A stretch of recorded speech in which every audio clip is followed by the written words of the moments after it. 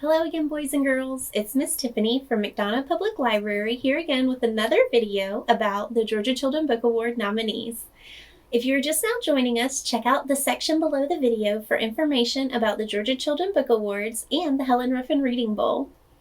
For today's video, I will be talking about George Takei's They Called Us Enemy and Genesis Begins Again by Alicia D. Williams.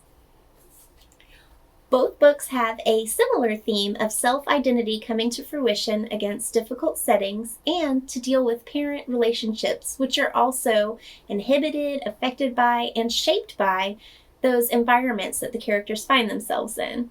They are also both very powerful stories that have a voice and place in today's society.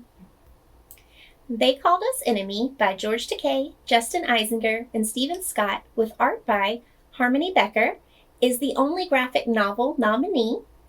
After I read the back cover and inside jacket, I will show you a few pieces of the art inside.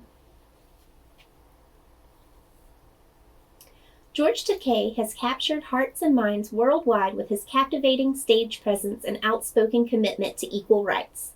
But long before he braved new frontiers in Star Trek, he woke up as a 4-year-old boy to find his own birth country at war with his father's, and their entire family forced from their home and into an uncertain future. In 1942, at the order of President Franklin D. Roosevelt, every person of Japanese descent on the West Coast was rounded up and shipped to one of the 10 relocation centers, hundreds or thousands of miles from home, where they would be held for years under armed guard. They Called Us Enemy is Takei's first-hand account of those years behind barbed wire, the joys and terrors of growing up under legalized racism, his mother's hard choices, his father's faith in democracy, and the way those experiences planted the seeds for his astonishing future. What does it mean to be American? Who gets to decide? When the world is against you, what can one person do?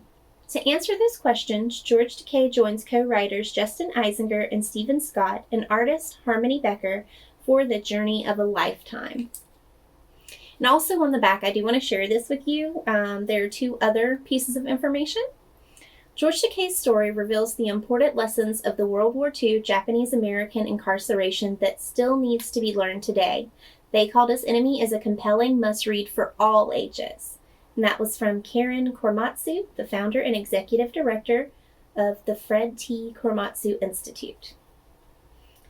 In a stunning graphic memoir, author, actor, activist George Takei revisits his haunting childhood in American concentration camps as one of 120,000 Japanese Americans imprisoned by the U.S. government during World War II. Experience the forces that shaped an American icon and America itself in this gripping tale of courage, country, loyalty, and love. George Takei's accounts living through those experiences is an eye-opening true story of American history that does not paint a pretty picture of our country. The fact is that it happened. As a child, I did not know about the Japanese internment camps. I didn't even learn about it as a teenager. I didn't learn about it in college until I myself stumbled upon a children's novel. And when I heard Japanese internment camps, I was like, what is that? So I did some research and I was very shocked. So the fact of the matter is that this graphic novel could be a great conversation starter. Before I begin, I want to preface the story with a reader's advisory. Genesis Begins Again does contain elements of self-hate to the extent of self-harm. However, the inside book jacket says that it is appropriate for ages 9 to 13. I've read the entire book, and I feel that the sensitive elements are kept within a juvenile-friendly narrative. I do want to let our young readers and caregivers know that if any of you or anyone you know is experiencing any troubling thoughts, there are plenty of free online resources available to you. Check out the information below this video in order to access those resources. Alright, so what we're going to do is I am going to read the inside book jacket for Genesis Begins Again by Alicia D. Williams, and then I'm going to be telling you a little bit more about it. There are 96 reasons why 13-year-old Genesis dislikes herself. She knows the exact number because she keeps a list. because her family is always being put out of their house, because her dad has a gambling problem and maybe a drinking problem too, because Genesis knows this is all her fault, because she wasn't born looking like Mama, because she is too black.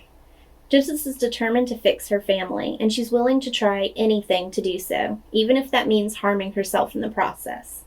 But when she starts to find a thing or two she actually likes about herself, she discovers that changing her own attitude is the first step in helping others change theirs. In Genesis Begins Again, Genesis is not only having to deal with the struggles of becoming a teenage girl and discovering what it means to be herself, but outside problems are weighing heavy on her mind and her heart as well. Her father has let his drinking problem make him unreliable, so Genesis worries about coming home to find the family's belongings thrown out on the lawn for everyone to see again. She wants to be accepted by the girls that she thinks is cool, regardless of how they treat her and her friends. But most importantly, she wants to be light-skinned because she thinks that being light-skinned would mean that she's beautiful and that she wouldn't get called names anymore about having dark skin. Those three things compound into self-hate built upon a list some girls in elementary school started about reasons why to hate Genesis.